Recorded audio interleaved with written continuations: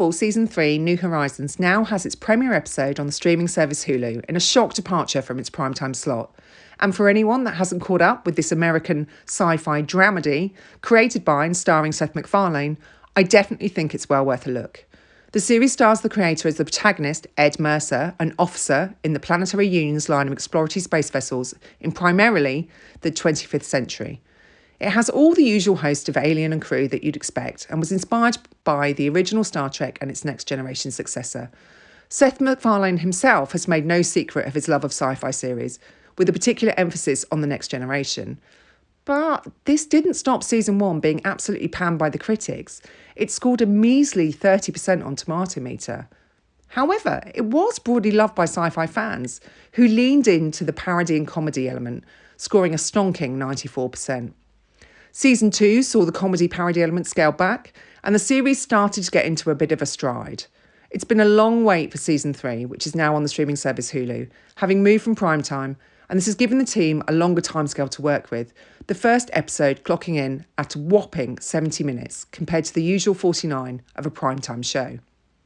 This has, however, acted as a form of the question pineapple on pizza with the fanbase, with some hailing it as the spiritual successor to Star Trek after the poor showing of Discovery, which was widely derided.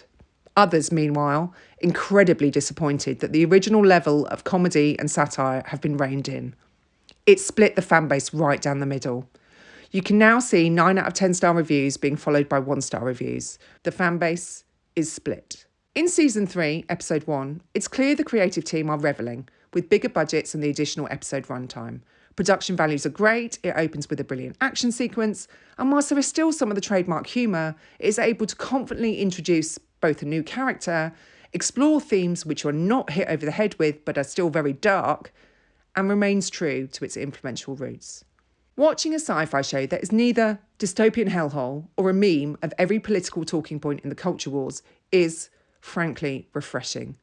Yes, it still has a moral message in some ways, but it is full of hope and expectation and a perfect piece of escapism. I think some of the fans are perhaps bowing out a little early. With the event of Season 2's 2-part finale, could they really have opened up with an everything is just peachy section? There was quite a lot of murder, death, kill in those episodes, and to not face those issues and consequences head on would have been a mistake, in my opinion. So, as I always do, is it worth the cost of a Hulu subscription? Well, from episode 1, I would say it is. What started off as a satirical look at all those different sci-fi stories that came before it has actually grown up now, been through puberty, and has finally become an adult. This is a grown-up show, something you can appreciate, enjoy, and also, maybe even in this really hard world, feel a little bit hopeful about.